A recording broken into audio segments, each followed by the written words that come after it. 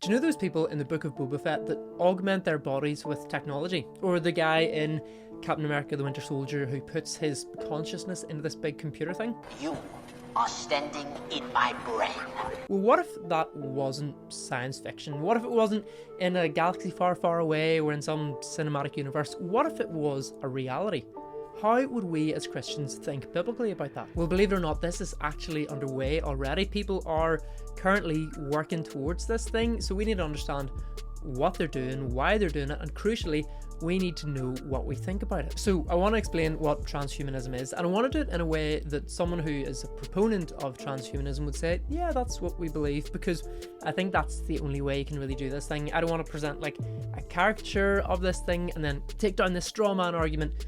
I want to accurately depict it because then we can actually talk about it. So, transhumanism. Let me explain what it is, and then I'm going to talk about some brief positives of it. There aren't very many of those, and then we'll get into some negatives. And I think especially the last two negatives are probably a bit more subtle and you wouldn't necessarily immediately think of them, so stick around for that. So transhumanism is the theory that humans can develop beyond their current physical and mental capabilities through the use of science and technology. It's not prosthetics, okay, put that out of your mind. It's more of like an actual merging of technology and biology. The goal of transhumanism, the thing that they're kind of working towards, are things like aging cured, death conquered, the human brain reverse engineered by AI, and then onto things as crazy as babies born outside of the womb, or non-human partners, or digital children. I know, kind of weird, but let's start with the good. As I said, there's not a whole lot of it, but I think the thing that is good about this movement or this theory is that it recognizes the reality of death. This is going to get pretty bleak pretty quickly, but there's no cheery way to talk about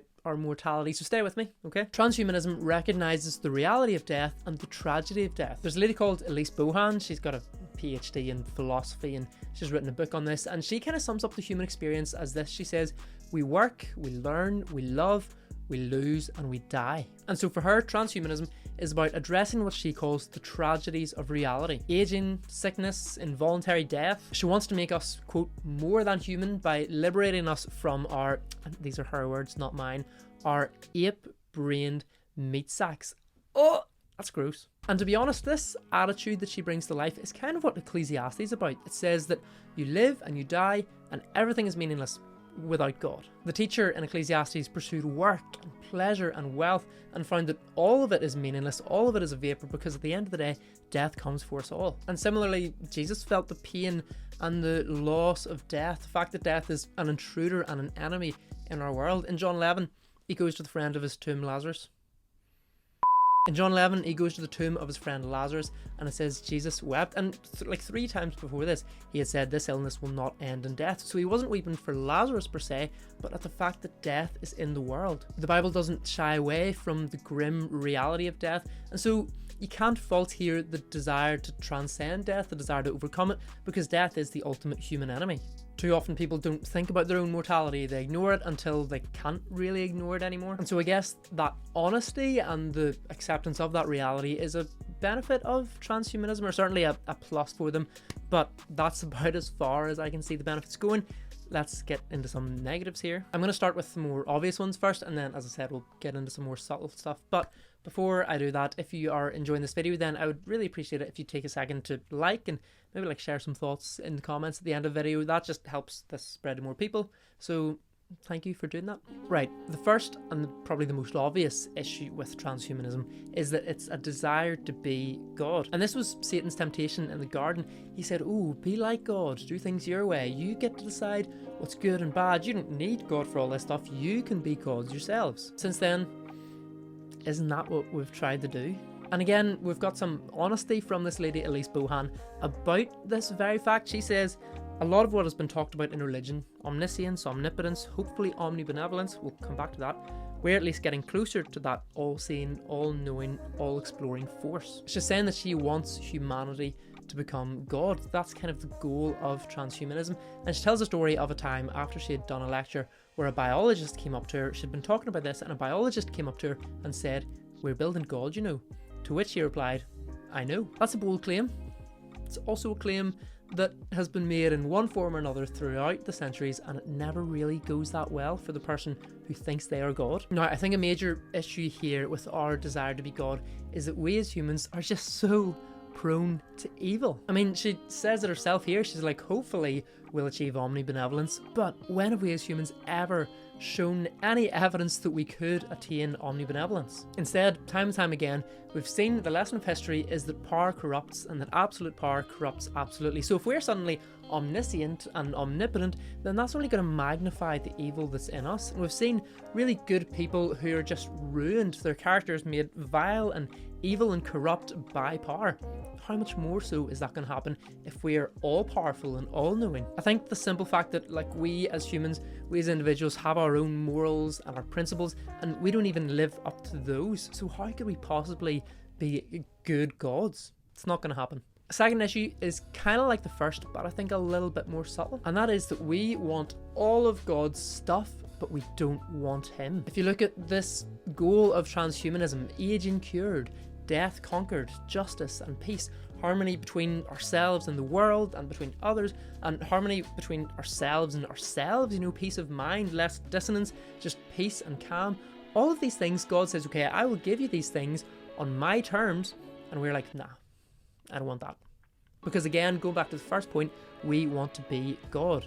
You see this throughout the Old Testament. I mean, the story is that the people of Israel, they want all the covenant blessings, they want the rain and the sunshine and all the food and all the good stuff, but they also kind of want to worship the Baals, and they want to take Canaanite wives, and they don't really want to obey the law. And so they go and they look elsewhere for the things that God has promised them. He says, I'll give you these, but they're like, nah, we don't want them from you.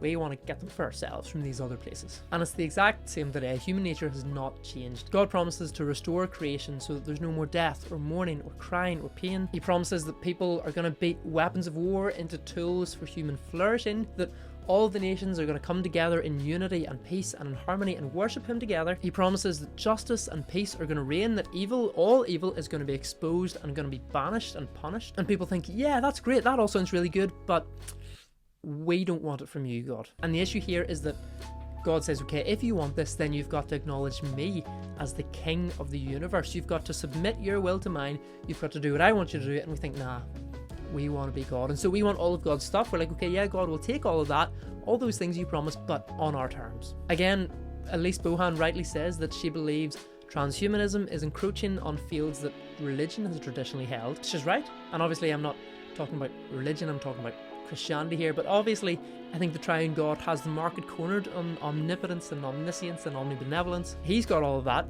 We're not going to have that, but at least she's honest that transhumanism is looking for the things that religion or that God promise. Now, the third issue that I can think of whenever it comes to transhumanism is that it's essentially Gnosticism. What's Gnosticism, Andrew? Good question. Gnosticism is a heresy that's cropped up again and again throughout church history.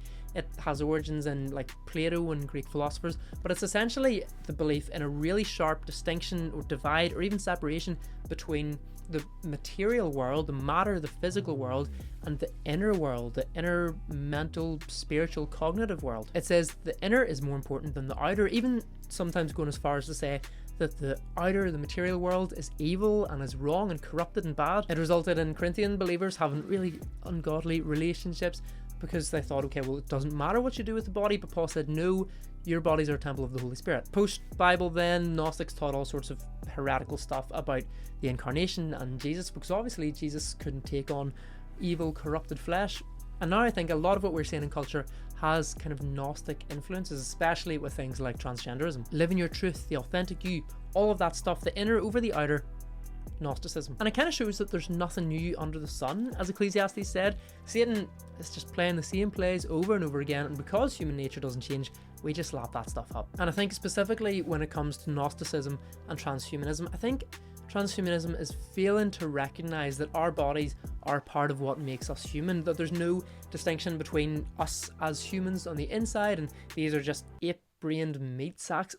We are created beings, we live an embodied existence, and so because of that we have limits. And in the same way that I can't expect my phone to fly, or I can't expect this desk to cook me dinner, we as humans have limits, and whenever we try and push those limits or bend them or go past them, it really doesn't go that well for us. It's good to recognize and acknowledge that living within our God-given limits is a good thing, but I think this is something that transhumanism fails to recognize. And yeah, I get that it's wanting to overcome death and stop aging and all of that good stuff, but transhumanism isn't the answer. Now, you might be thinking, whoa, Flip, this transhumanism thing is totally wild, because it is. Technological development is just happening so quickly, and we really need to work hard to kind of keep up and think, okay, what do we think of this? What do we think of this? New technological developments. Transhumanism is probably a longer term thing. It's not coming around anytime soon, I don't imagine, but something that is much closer, much shorter term, is the metaverse. And it's really important that we know what that is and how to think biblically about it. I think there are some positives to it, certainly more than transhumanism, also some negatives to it, but it's too big a topic to discuss in this video. So if you want to know about that, then you can head over to this video where I just kind of think about, okay, how do we think biblically about the metaverse? So hopefully you will find that helpful. Hopefully you found this helpful, and I will see you in the next video. God bless.